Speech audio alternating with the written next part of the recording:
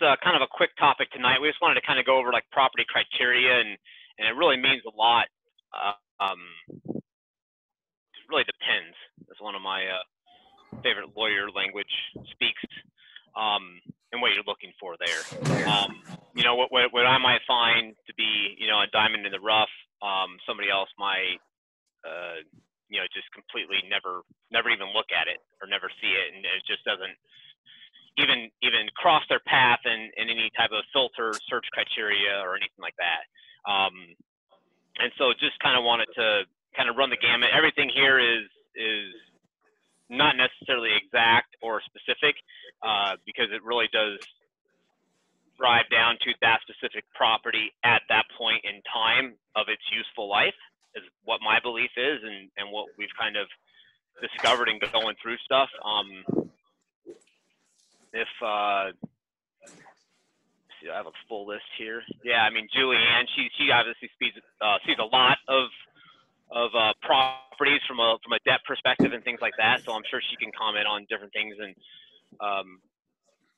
you know, so at one point in time it makes sense. At another point in time, you know, it doesn't make sense in terms of the whole picture of the property. So with that, we'll kind of get started. So we're not here to sell anything or anything like that. This is just for information and demonstration purposes and everything like that. So property criteria. First, though, I'll keep up my bonus theme here.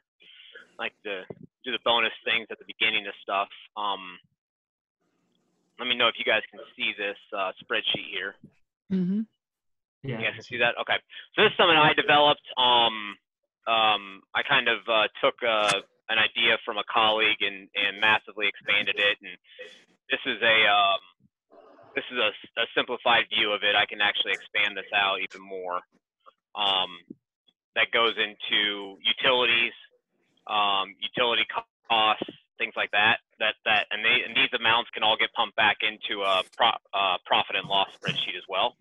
I won't kind of go through that right now, but this is some of the granular detail that we've gotten into in the past, and that lenders are kind of getting into even more nowadays, just to really, you know, really figure out what that property is doing right now, as well as what it can do in the future. And so basically, it's you take the rent roll information over here on the left, supply some lease end dates and everything like that, and then what this actually does, it actually builds out. There's formulas in here that build out when is a good time to renovate the unit, and if you need to do a lease up and everything like that. This is just an example, so it's not necessarily going to be exact from all of these metrics down here, but you can start to build a pretty good timeline where all of a sudden, in this example, you know, I might have, you know, 12 leases coming due in a month. And everyone thinks, well, that's fantastic, because then the next month I'm going to be getting, you know, $100, $200 a month more in rent. But you also have to be able to complete all those renovations in that time frame to get that rent, as well as lease up those apartments and have people move in. If anyone's been in the construction industry, what can go wrong will go wrong, and what can't go wrong will go wrong as well. So there's a lot of hurdles in that short 30-ish day window to overcome to be able to hit these metrics here for these rent bumps. But basically, you can kind of go month by month by month through this table. I haven't built it out for future rent increases necessarily, but I do build it out for 3 years, so I could. I do an annualized rent increase in the P&L spreadsheet from that perspective. So, but anyway, this is just a brief little example of you know what more detail you can get, how granular of detail you can get. Other things that a lender might ask of you, or it allows you to tighten up your underwriting more specifically. If you are in a competitive situation, or the deal's pretty tight, but you find out that you can renovate more of the units in the first 6 months and the latter 6 months, maybe there's a competitive edge there in terms of how you go about pricing a deal, sizing a deal, et cetera, et cetera. So I just want to throw that out there as well. If Julie's got any comments or anybody else has any comments, happy to have any questions asked.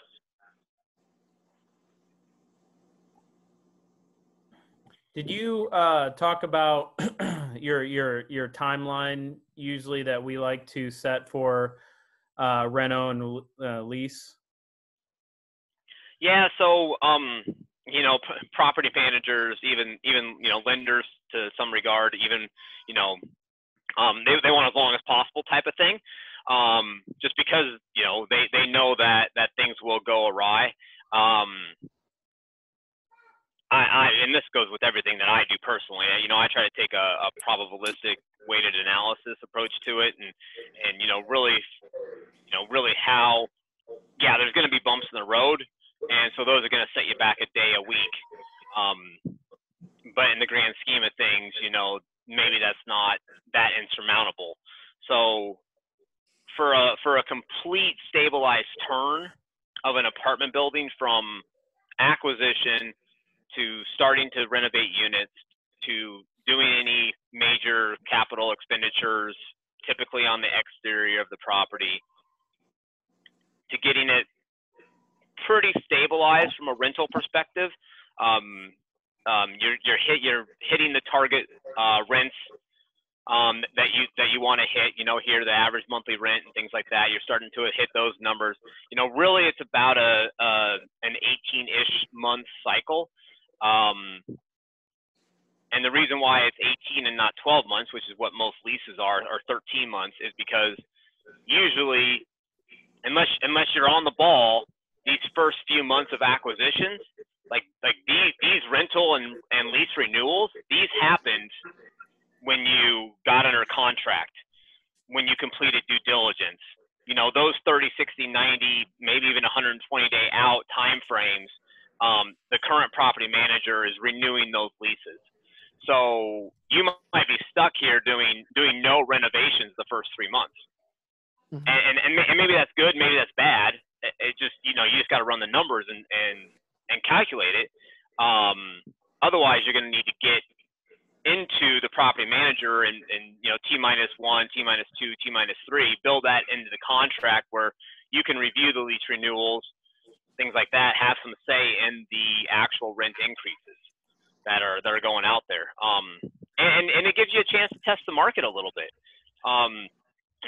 One thing that I've always found out, you're never going to get more money unless you ask for it. So it's okay to be told no. I'd like to be told no, or like to have a tenant negotiate with me on rent price. I'd like to have multiple tenants negotiate rent prices with me, because then I know I'm at the max end of that tier of the rental cycle that I want to be at. And now I know, okay, well, maybe it's not $825 a month, maybe it's $815, maybe it's $805, and things like that. Versus getting $755 a month. Well, I just got 50 more bucks a month, $600 a year, just because I asked for it. So, but usually about an 18-month-ish cycle is kind of when you want to go about it.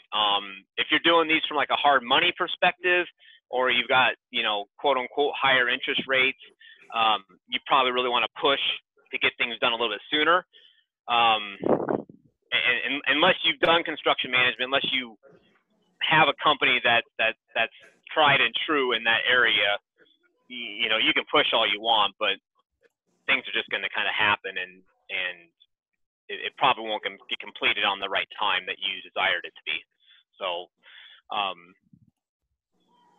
yeah, John, does that kind of answer the question there, or if Julie's got any other feedback from a lender perspective, even, or anybody else? So. No, that definitely covers it well. And the sheet that you have is definitely pretty nice, because you really can't get into detail on your renovation schedule unless you're tediously putting each lease down into this matrix here to see, when every time someone moves out, do you have the option to re-rent it for a higher price or to renovate it? It gives you good time to when you're actually going to enact those higher rents, versus just assuming, it's on a yearly basis. You could get down pretty granular. So it's definitely a nice sheet to get down to the details. Yep. And just thinking on this, if you're going into a a low lease situation currently, the property is just not in a good position, and need to do a bridge loan or something like that, then you're probably going to have to build out a monthly P&L for the lender, and this gives you the opportunity to do that, at least from a core revenue perspective from the rent. You can add in the utilities and things like that. But as you're going to lease a property up, your property management fee is going to increase. You're going to have set insurance costs. Your insurance costs might be higher from that perspective. If anyone's done the single family stuff and you have vacant properties and things like that, your insurance costs are higher. So, there's a lot of moving parts from each line item expense that needs to be factored in. And again, those can change monthly, and they could change substantially monthly. Are you populating an Excel sheet with the trailing 12 data facts? Or are you marking off maybe 10% of the rent just in case those numbers aren't real? So for like the rent amounts? Yeah, for each unit. Yep. I do my best to try to get Excel data. So then it's literally a copy and paste of these columns and into this spreadsheet. And then, you either know the market, again, we've kind of been talking about that, or you can, you can kind of build, in this case, you can kind of build a little matrix here or something like that. I learned Excel back in the day, and so I'm okay at it. But you can build a pivot table and different things like that, and try to get the rent, the rent amount you want to hit for the type of unit that you have, which is right here. Again, and again, this is as long as you can determine the type of unit that you have, you can hit a rent amount, or kind of target a rent amount. From that perspective, that's again why I also try to go to a dollar rental price for per square foot, because then that gives me some rationale, or my numbers pretty accurate there. This is obviously a studio here, and we're getting a premium rent amount, but pretty much everything else for 1-2 bedrooms are in the 90-ish to 110 range, which is probably fairly accurate for this property in this location, that type of thing. So I have some double checks built in here that I utilize for that. And again, you should kind of know the market rents, either because you studied the market, or you're getting deeper into this property and you need to be working with a property manager and figure out what those actual rent comps are for the improvements that you want to provide to that apartment or to that entire complex. Okay. How long will you? Sorry, go ahead. Do you ever calibrate your Excel file with the property management to say, hey, does this look kind of right? Or you kind of just use whatever they have and then do your own stuff? Yeah, I just do my own stuff. I just tell them what to do. I haven't given this granular detail out there. However, we've given them, a matrix like this that kind of shows what the rent prices are currently, where we want to target them, et cetera, and if there's a the kind of the classic unit or a in between upgrade where you're only doing maybe flooring and painting versus a more premium upgrade where you're also doing countertops or something like that as well. What those rent prices are, kind of get that to them, and the data that they've given you should support the data that you're giving back to them, type of thing. And it's okay to push your property manager. Again, you need to kind of be told no a little bit, because that way where the upper max is. Now, if you're getting rental meter comps, you're getting Craigslist viewings, you're getting apartment.com listings, and all of those are $50 to $100 more than what your property manager is saying, you might need a new property manager. So you know, you can't just take their word for it. They might not want the job. They might be too busy. They might not be familiar with that area. You know, maybe they're familiar with, you know, the northeast side of town, but not the northwest side of town, and that's just what it is. And maybe they need to get more familiar with it so they can get more business in that area because it's growing, or, you know, whatever the situation might be. Nice. I try not to scare them off too much. How long would you say it takes you to fill this out for like 100 unit, Greg? Really not long, because again, I mean, I try to get Excel data. You know, I copy and paste these columns in there. You know, take the lease end date. As we go through the contract process, I'll update this because, you know, T-2 months to closing, maybe that tenant renewed, and then we want to push them out. And you know, that just is what it is. But really, it's a copy and paste process, and then I've got formulas built in here to kind of feed the rest of it. Every once in a while, there needs to be a little bit of tweaking because there's some obscure scenario that I run across, but that's where the fun comes in. For sure. And again, I kind of got, you know, metrics built in here, you know, rental price per square foot, kind of, you know, checking, you know, how, you know, on these unit renovations, are we gonna touch all the units, or are we planning to touch all the units at least? Actually touching them is a different story.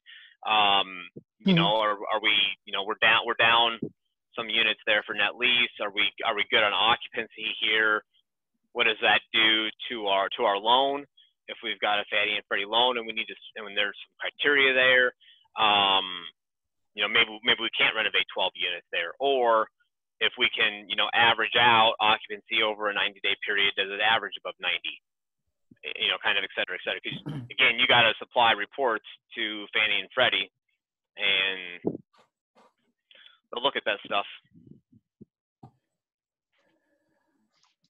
Nice. Yeah, that's definitely well built. Seems like you got a lot of experience with it. Back to the master's program that I was talking to, referring to the last couple of times I've been on. So the people that are doing this should recognize that this isn't like a you know, a junior senior college type course. This is more of the master's recommendation, and I mean that. These guys are really sharp. Prime example of someone that really has their ducks together, and this is what it's going to take to be successful. So I hope everybody's paying close attention, because these guys pay real close attention to these numbers, and it's not many people that have the desire to share their experience and strengths with others, and these guys do. So that's really a neat proposition to be involved with. Thank you. Oh, thanks, Mark. It's well laid out. My lighting situation figured out, but anyway. Take a light bulb out. I have to do that. Take out a couple here. I got my wife's little light that she puts above her camera on now, trying that thing out. No, I'm dark. Find this light across the front here. See, look at all these fun technical difficulties that we have to deal with. So, I just need more expensive lighting in my home, I guess. So, cool. Oh, can I go back or not? I can't go back. All right, well, I gave that away. So kind of into some criteria here. So we just kind of listed down some stuff in terms of, you know, what we look for from a building perspective.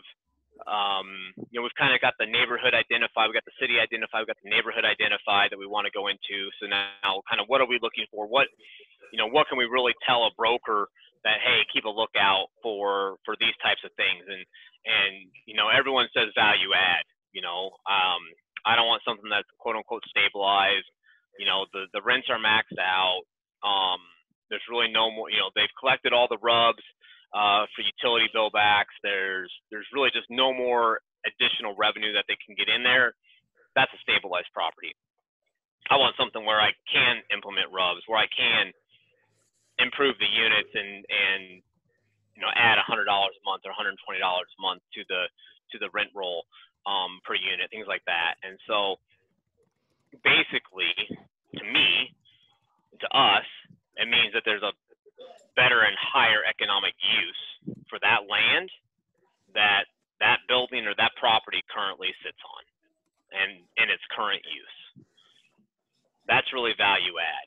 So now you need to be able to, that's fine and dandy, but you say that to a broker, that's probably not going to, go in one ear out the other, basically. So you need to really be a little bit more prescriptive about what you want from that perspective, because that's all they hear is value add. That's what everybody wants. And again, that's a lot of the deals that are out in the market. So it's not like you need to really request that specifically, but you also need to understand what you can do to that property that is an economic advantage, that is a strategic advantage that other operators might not be able to do. And maybe that's a relationship with the property management company. You can get a 0.5% reduced fee or something like that. Maybe that's because you want to self-manage it, and it's a 16 unit, and you're retired, or this is what you do full time, and you're happy to do that, and you can pay a little bit more to get the property because it's in a good location. Instead of somebody else is going to outsource, have additional expenses and third-party management costs. Maybe you got to deal with an insurance broker and things like that, or you have a lot of you have a master policy of some kind. So those are just some basic things there. Maybe you're really comfortable having a little bit higher vacancy, but pushing the rent roll numbers a little bit more.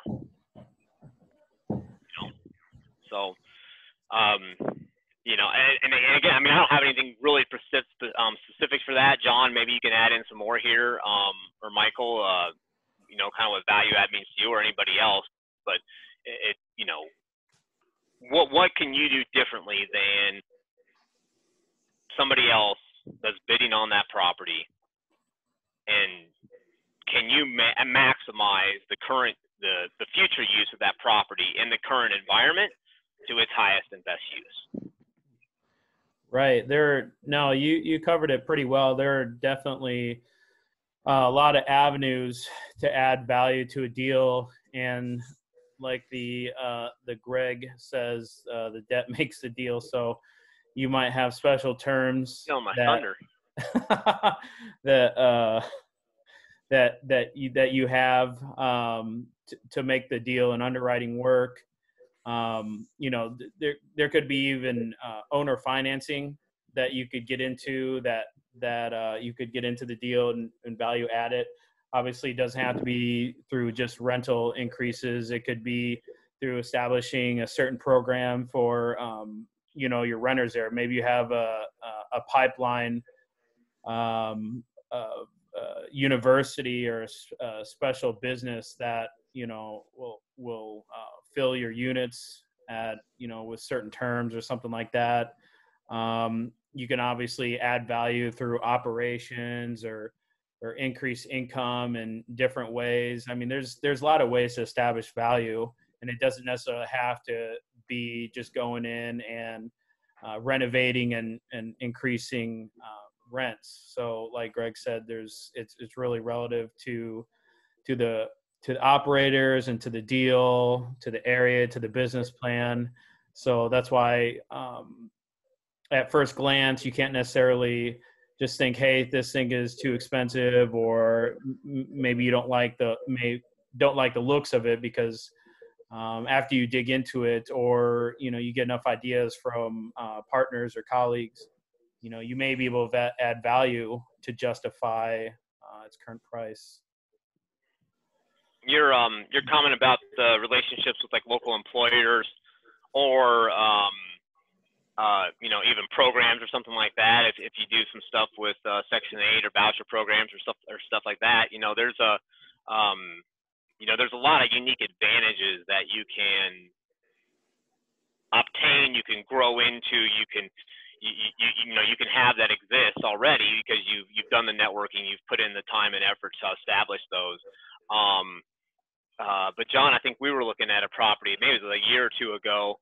Obviously Air Force bases are kind of have a huge list of people there, but then there's some company somewhere, I can't remember even where it was, but actually we were going to go out, maybe it's like a hospital or something like that, and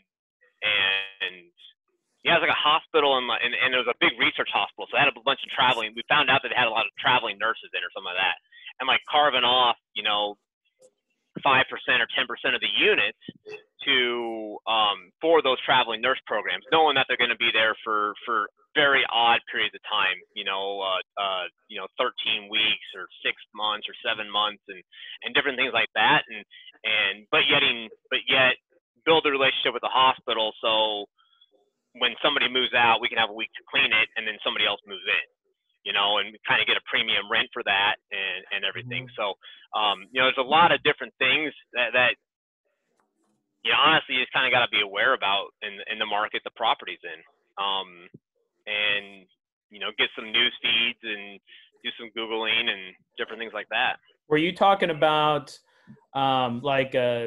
something we were talking about, like a 20% doing like an Airbnb or short-term rentals type thing? Yeah. So Airbnb is another model from that. But there's a lot. Well, prior to COVID, and eventually we'll get back to it. There's a lot of traveling work that goes around. Mm-hmm. I can't. I just saw a list on a post on Craigslist. Somebody traveled into Kansas City. Like 5 out of 6 weeks. Was here for like 4 days. Just either got a per diem or just kind of tired of living in a hotel for 60% of his life, and just wanted an apartment to rent. There's just crazy things like that. But he put an ad out there for Facebook. Housing wanted.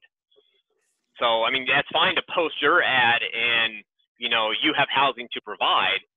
But maybe you need to go out and hunt and search for a tenant or a prospect or an organization or a company too. And maybe there's a team of executives that come in because they've got a sister office here.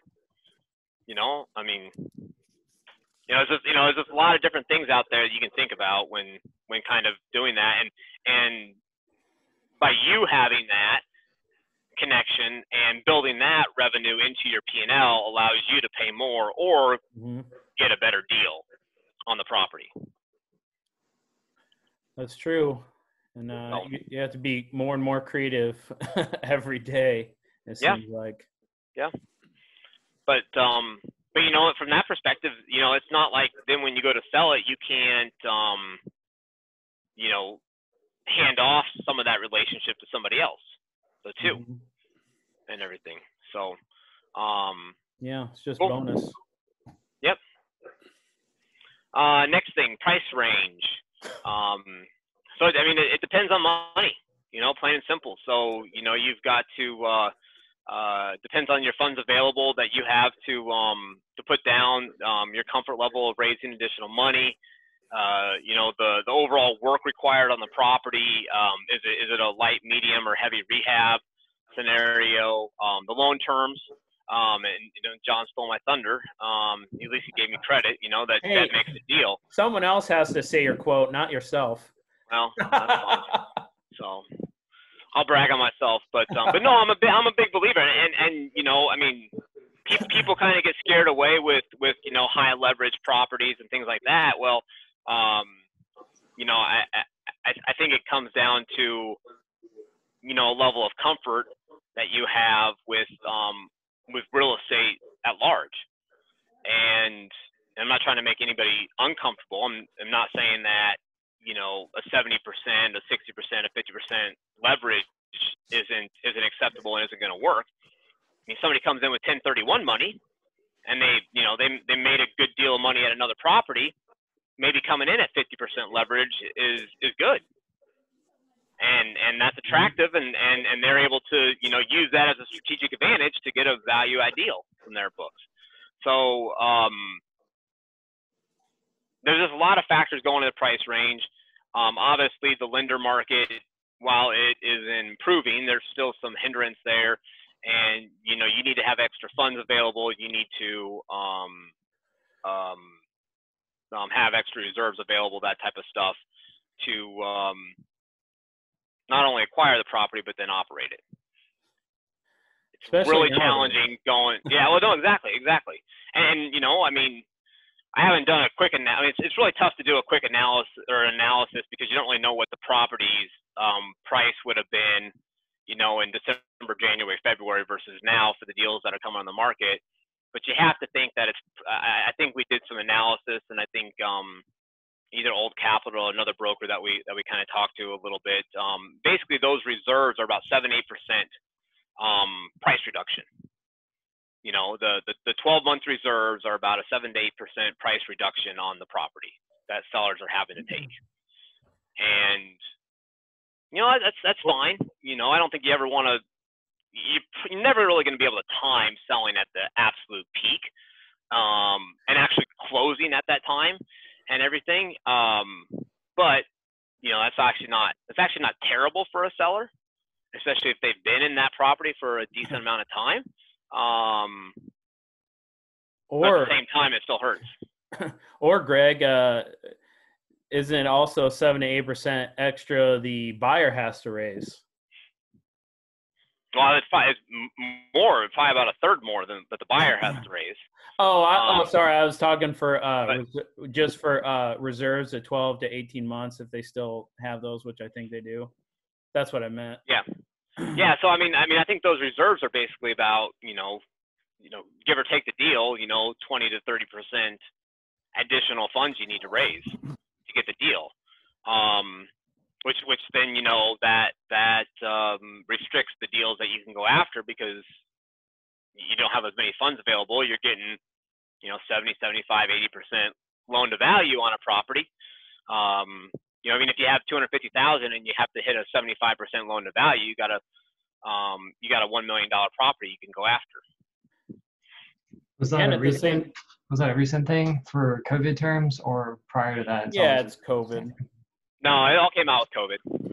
Okay. No, and I'm sure it'll come out during tough economic times too. I'm sure they had reserves during the crash like a decade ago. So they'll. That was something I actually wanted to research at some time. I haven't had a chance to do that yet.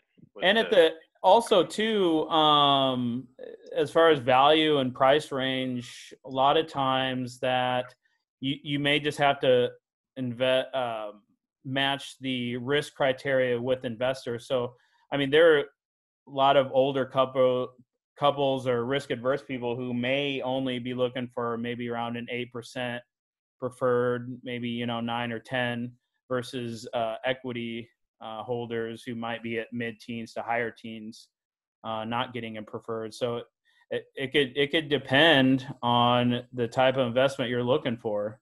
Obviously, if it's in a better stable area, you're going to expect lower terms, and then gentrifying and maybe B or C class, you're going to get higher teens type returns. So there's always investment for somebody depending on time in life and their risk appetite. Right. That takes a little bit more math because if you do like 8% return, preferred return, you might hold that until like 18% of the IRR or whatever, then do like a waterfall payout. But I try to avoid that complexity, but there's things like that are available. Yeah. Right. Well, you're going to be in front of the other types of investors too. So it's not good or bad when I talk about preferred to non. It just really depends what you're looking for, because there's no guarantee on necessarily non-preferred, preferred, not necessarily preferred either, but sure, more of a better chance.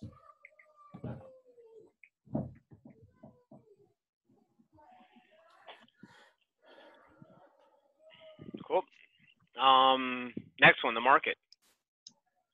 And that's kind of kept this. We talked about market, but are you looking at a primary market? The LAs, the Atlantas, the Dallases, New York cities. More of a secondary market like an Oklahoma City, Des Moines, or something like that, or even a tertiary market, which is like a Lubbock maybe, or Waco, or something even a little bit smaller. And obviously, you talk to a regional broker from that perspective and things like that. But all of those different things are going to have cap rates are going to be different. Obviously, property managers and where they're located, the rent prices, et cetera, are all going to be different there. So what you don't want to have happen is you find an OM or something like that, and they're trying to pull rent comps from 100 miles away.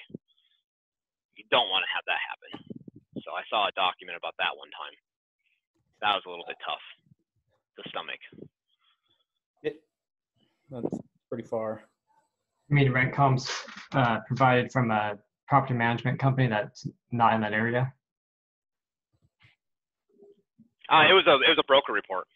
And it was a small town, like 30,000 people or something like that, or 20,000 people, and and they were trying to make their thing look good, and it just really, it might have been fine for a local buyer, but for me that's not familiar with the area, it just seemed to be too complex for me to try to want to understand that and all the process around that. It might have been fine for a local buyer. Yeah, that knew the area and they were adding to their current portfolio in the area. But for me, it didn't really make sense. Cool. Unit mix. And so what I mean by that, is it studios? Is it 1 bed? Is it 2 beds, 3 beds, 4 beds? Are there townhomes versus apartments? That type of thing. And so you want to try to have based on the other competitor properties out there, you kind of want to have a pretty similar ratio of the different types of units. Otherwise, if you have a lot of like 3-bed units and all of a sudden you hit, an economic situation where, those units kind of split up, those family units kind of split up and separate and things like that, and they all need a bunch of 1-bedrooms. Well, you're kind of left high and dry unless you start dividing units up, which I'm comfortable with personally, because again, I try to find the highest economic use of the land that's out there, but not necessarily the most economical option, because you got to have the cost to do it, add baths, add kitchens, etc. So you want to try to figure out, you want to try to find a property that, based on 3, 4, 5 other comps, property comps, apartment complex comps, will have, if you have 10 units and it's a 100-unit property that are studios, most of the other properties have about 10%, 5 to 15% unit makeup of studios, and kind of go from there.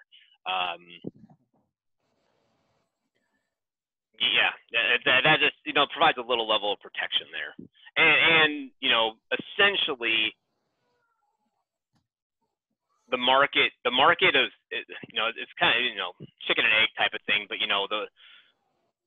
especially in larger cities, people are going to gravitate towards where there's an abundance of rental properties and styles that meet their current economic makeup and affordability.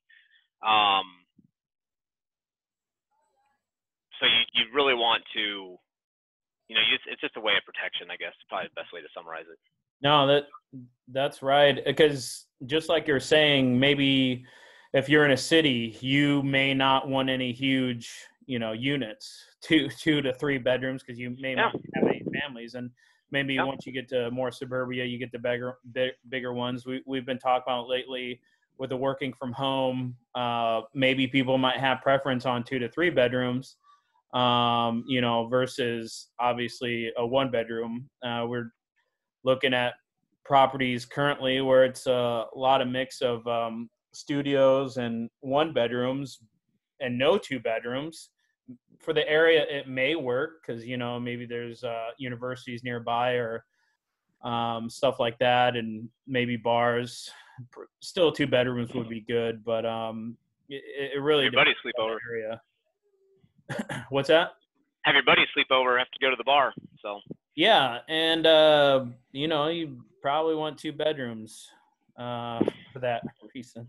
What would you say, like 60-40, maybe sometimes 60%?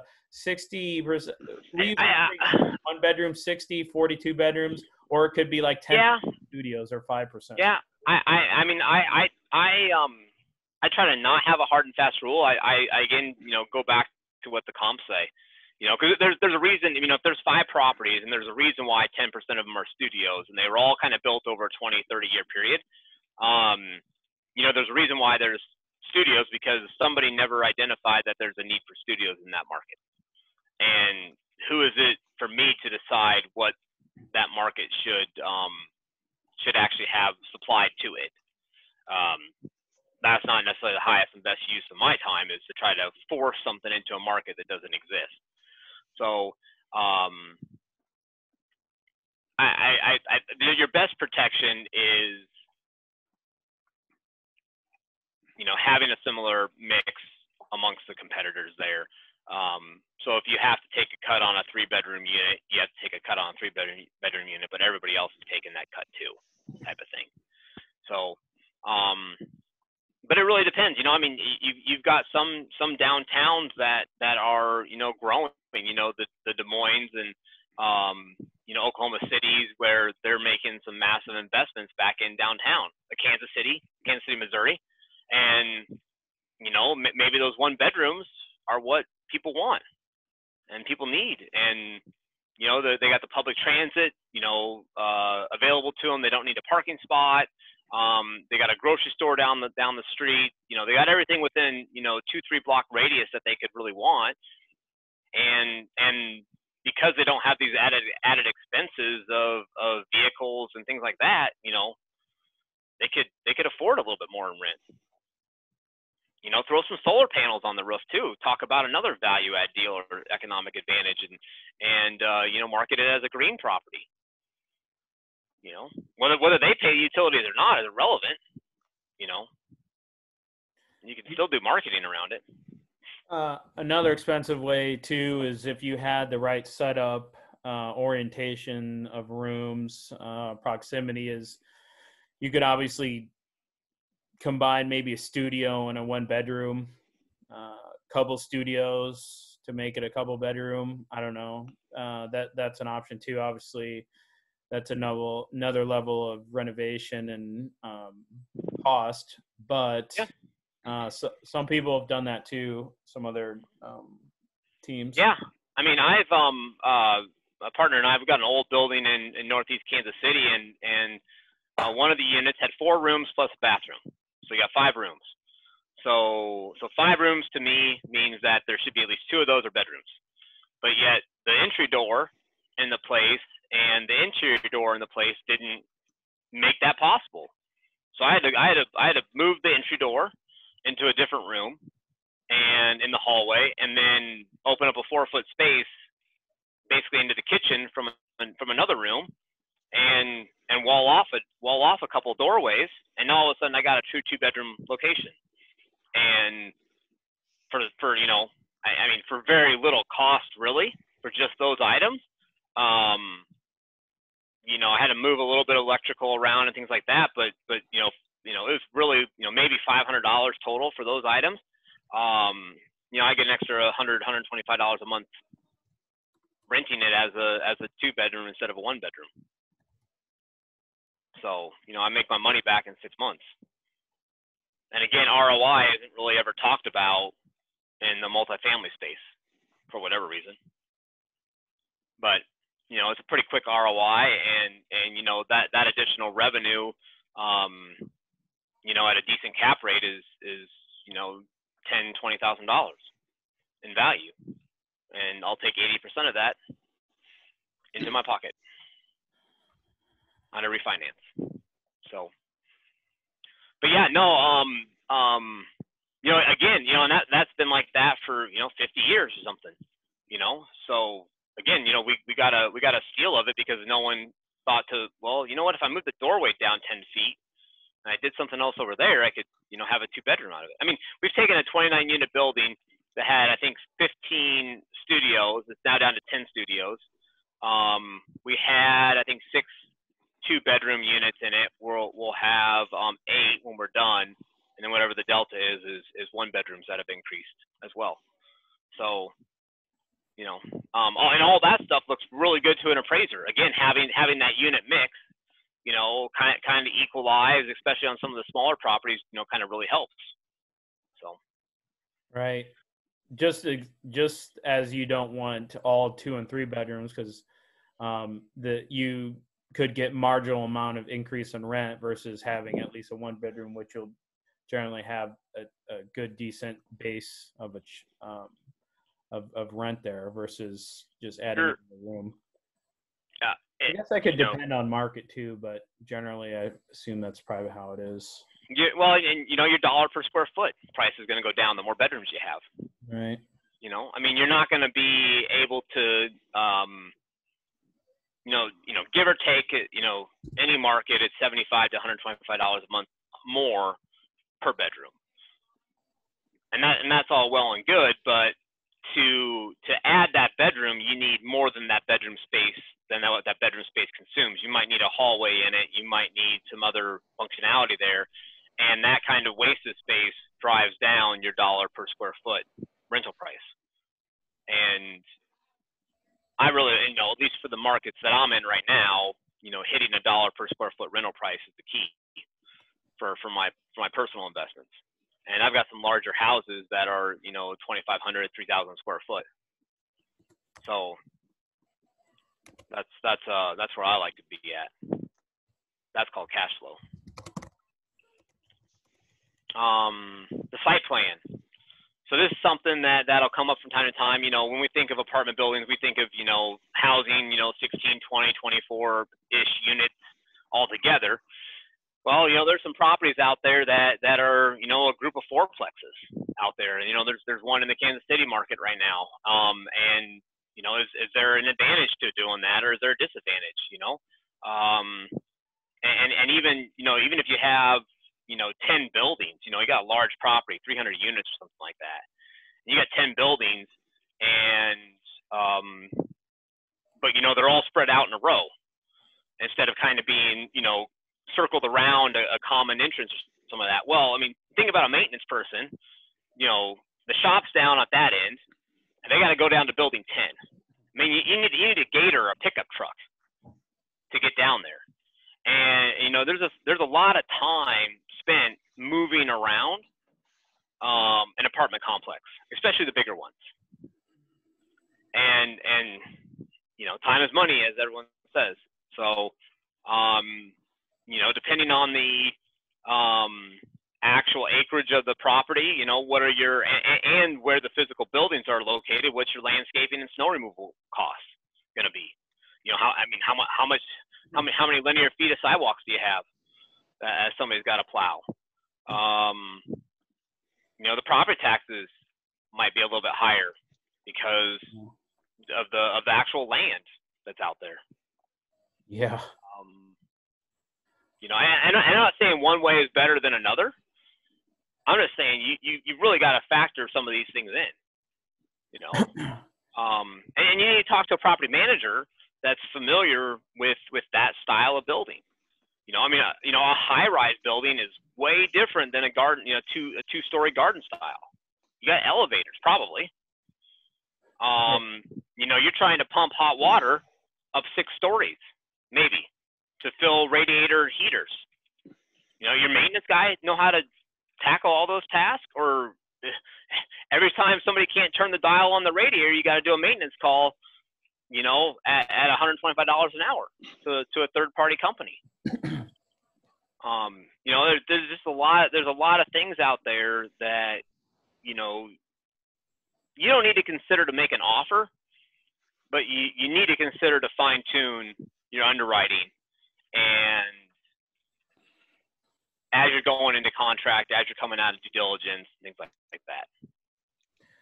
And this is something we always push, obviously, having more doors under one roof. This is pretty common sense. I couldn't imagine so many different buildings and insurance plans, and just getting this all processed through a lender, because you have to have, like an example, 25 fourplexes, 25 separate properties, and they all have details. I mean, yeah, at a price it get done, but it is definitely so much better to have everything under just a few buildings, and that's traditionally how it is, unless you're buying a whole street of multifamily. Although I'm kind of curious, Greg, in your past underwritings too, have you seen maybe a perceived discount for a complex or a package deal that may have 25 fourplexes versus 2 or 3 buildings? Or probably not really, especially nowadays, it seems. Not from a broker perspective. You know, they don't consider that. Not from a seller perspective. You know, they think their property is most valuable. Right. And again, you know, not to say that this is going to mean that, you know, the price per unit is automatically going to go up or down $10,000.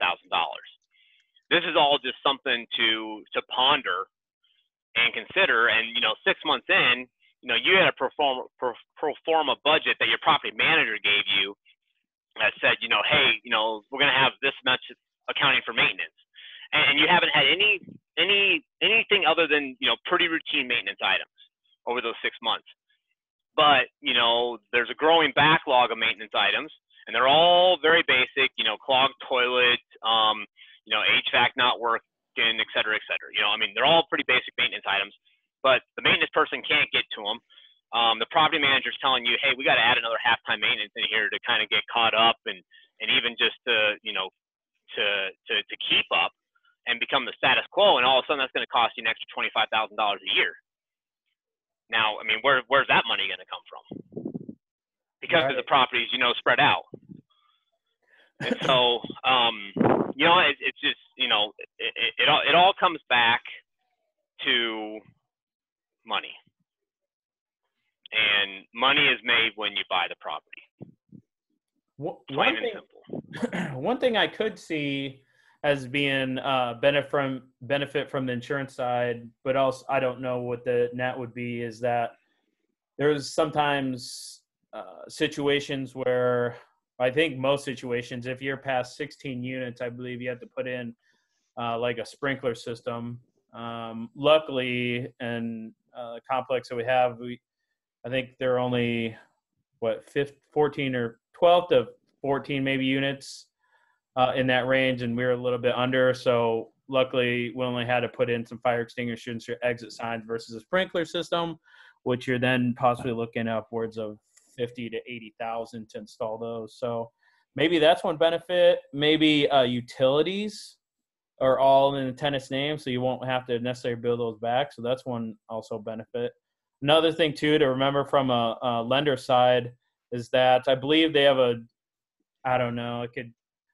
maybe it was like 4 to 7 mile radius or something like that you had to be from in relation to each other before they would consider it under one loan. So if they're right next to each other or real close, I think you could be good to go. But if you're talking about something that's multiple streets away or 10 minutes, even though it's in one deal, a lot of times they won't consider it in the same proximity, and you'll have to lend on it separately under different loans. So, but generally, less buildings better. Yes.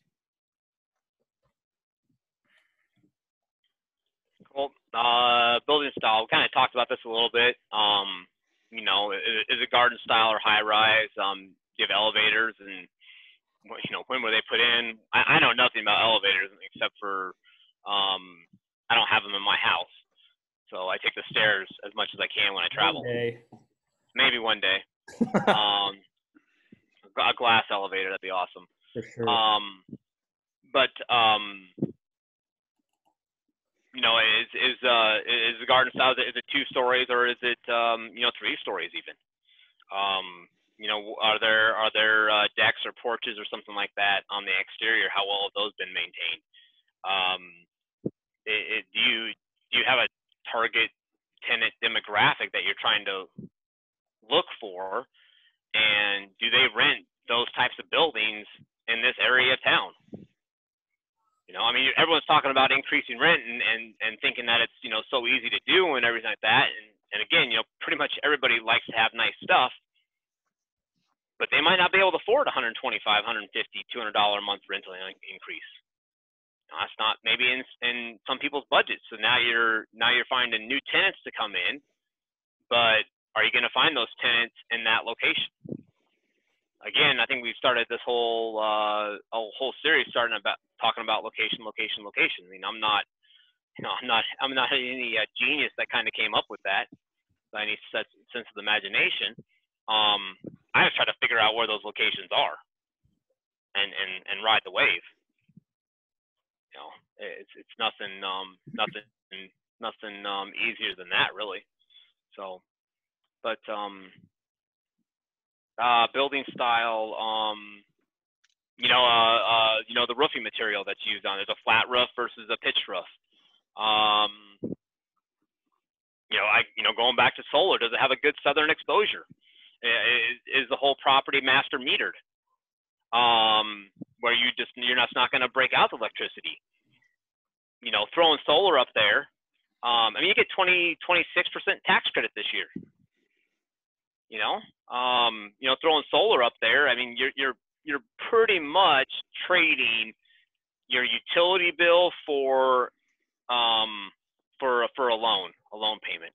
It's a little bit tougher to get a loan payment for solar, but generally you just kind of do a second on the property or some type of home equity or equity line of credit or something like that against collateral that you're not leveraged up too much on for that. But when you go to sell a property and that is paid off, or you pay off that loan, and all of a sudden your electricity went from $25,000 a year down to $5,000. You apply a $20,000 difference to a 7, 8, 6% cap rate. A little bit more coin in your pocket. I think that's I was looking in that too, and I don't know if you kind of got some of that from James just got solar. Oh, did he? No, I haven't done it. No, I've been talking with a local firm here. I'll probably do 2 or 3 properties by the end of the year. Is what my target is.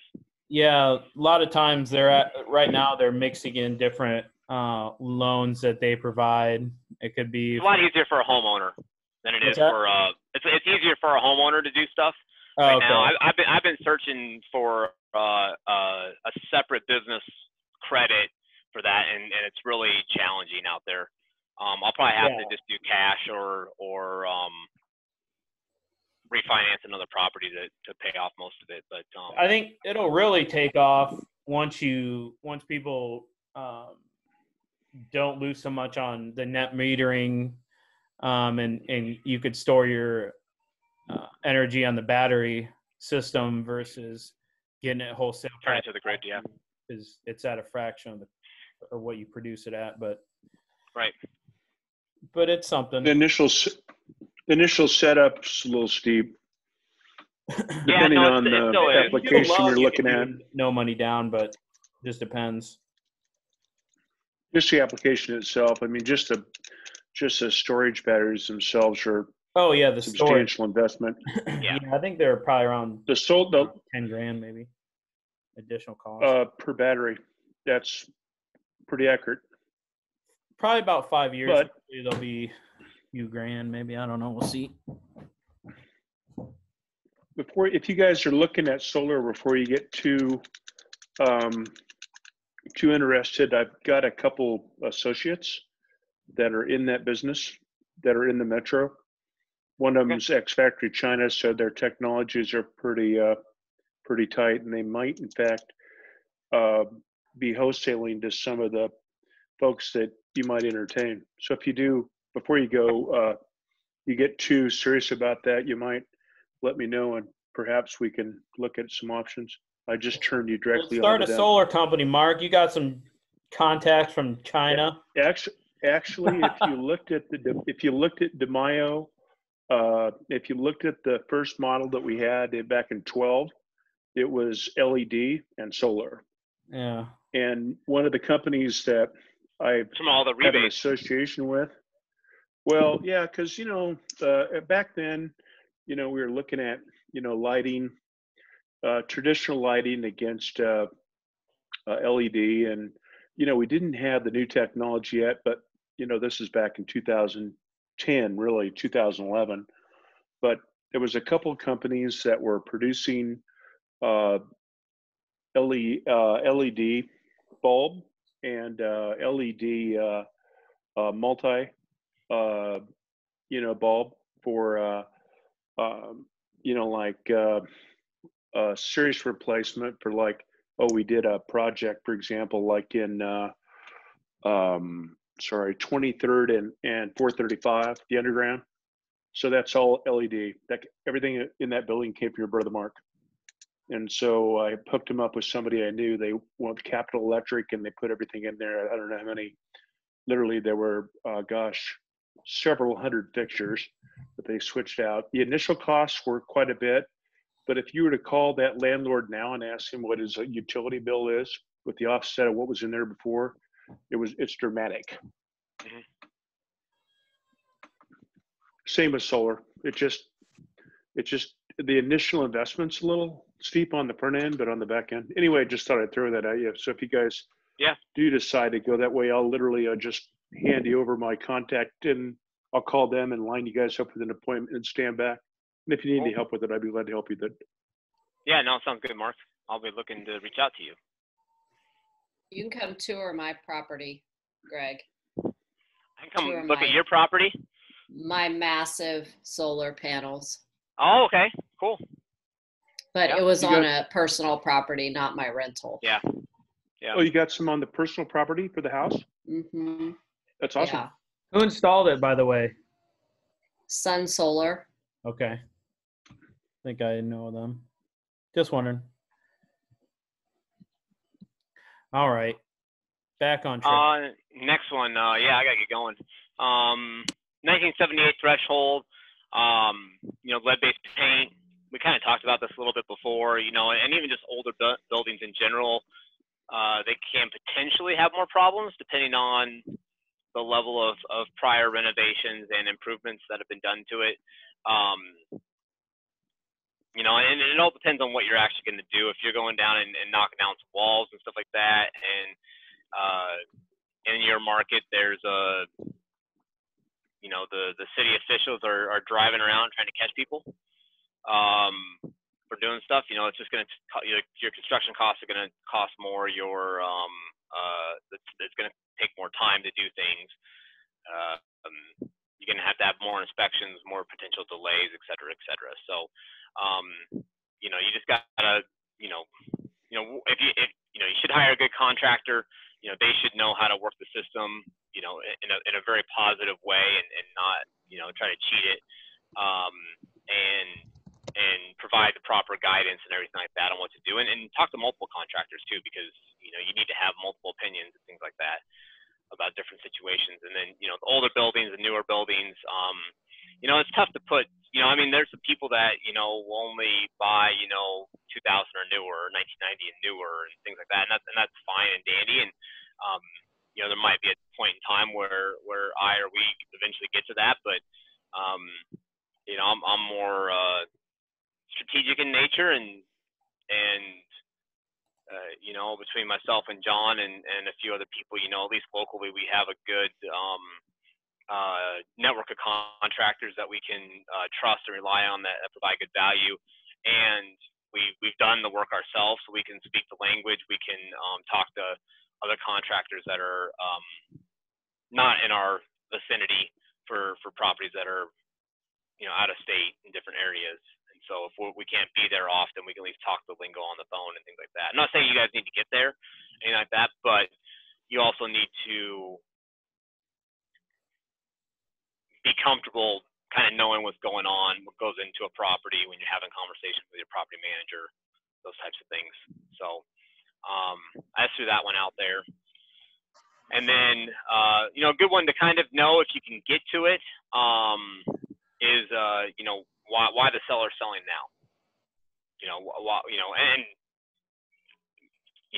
Honestly, any reason is fine. It's just kind of good to know what their ulterior motive is. Because again, maybe they're just tired of running the place, but they want to go invest the proceeds in a Delaware statutory trust and just get their 6-8% on it. Well, maybe that's a key candidate for seller financing or some type of lease option or something like that. And you can be creative from that perspective. So obviously it's great to have less people involved. Working with the seller directly is fantastic. If you got a good relationship with your broker, and these are obviously for probably smaller deals, more local in nature, that type of thing. But if you can get to the seller eventually, that's usually your most advantageous person. If you're going through a broker and you can still get directly to the seller, that's probably the best situation where you can kind of get to where extract the specific information that you want directly from the source versus playing the telephone game, but still have somebody in your court to deliver a renegotiate message or something like that. So you always need to be able to walk away even if you've invested money. We all invest the time, but is it not a good spending $5,000, $10,000, $25,000 now and capping your losses? Is that the best situation? Versus continuing and finding a money pit. And finding a money pit is one thing. Owning the money pit is another thing. You don't want to own it unless it's producing money. But if it's sucking it in, you don't want to own it. And a lot of times, obviously, the brokers won't, if it's a bad reason why they're selling it, they'll kind of beat around the bush. Sometimes you just won't know. I mean, a lot of times when Greg was talking about maybe smaller local deals, depending on the size of the deal and how experienced the buyer and seller are, you could do, face-to-face and direct contact. I would also add, though, a lot of times sellers like to add the middleman, such as an experienced broker, because there's a lot of people that kick the tires on deals.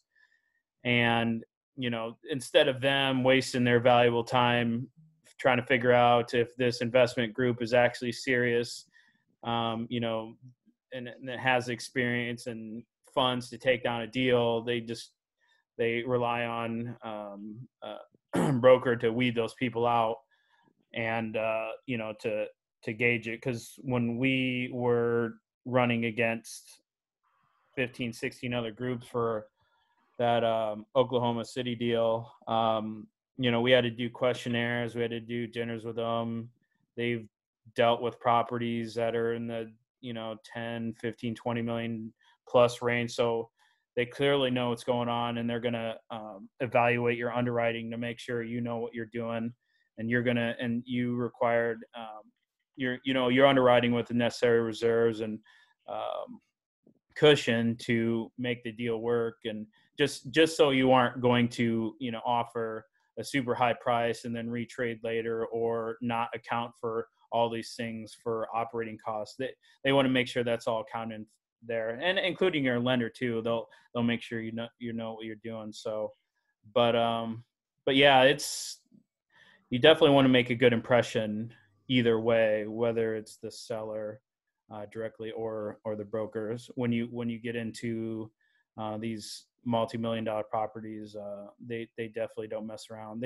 They would rather take a deal, or they would take a group, like in our case, who are offering couple $100K less because they're really comfortable with the experience and the underwriting. So that's something to remember for sure. And I have something to add on the lead-based paint stuff.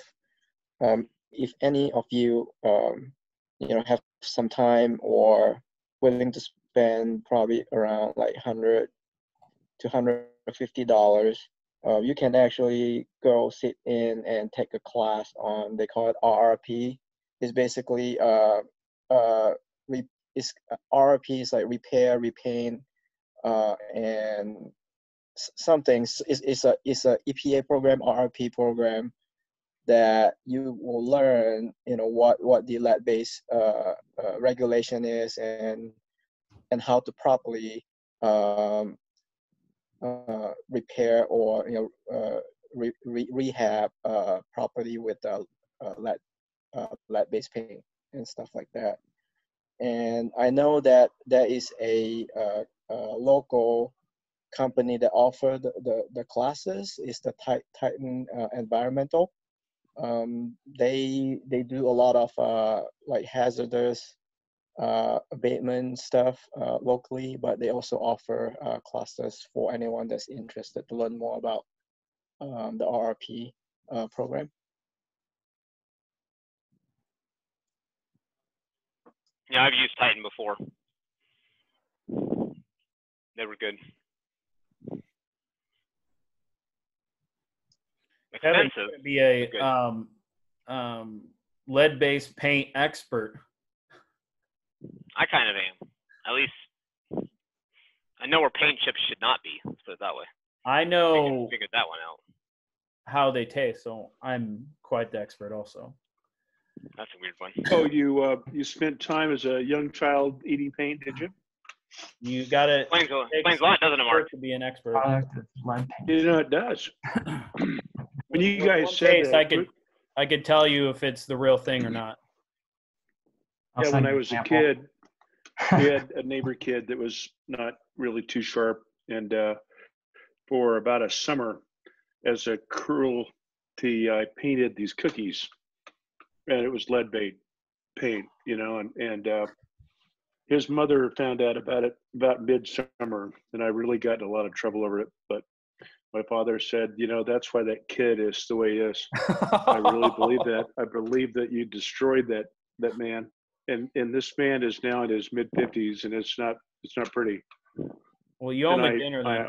I hope that I didn't, but in the back of my mind, I might have. Well, yeah, mate. I don't know how much it takes to get affected by it, but Kevin knows. That's a question to ask. I have to go through my notes. I mean, I took the class. I have a basic. Raise your hand during understanding. class and ask how much can you ingest before you start to feel it.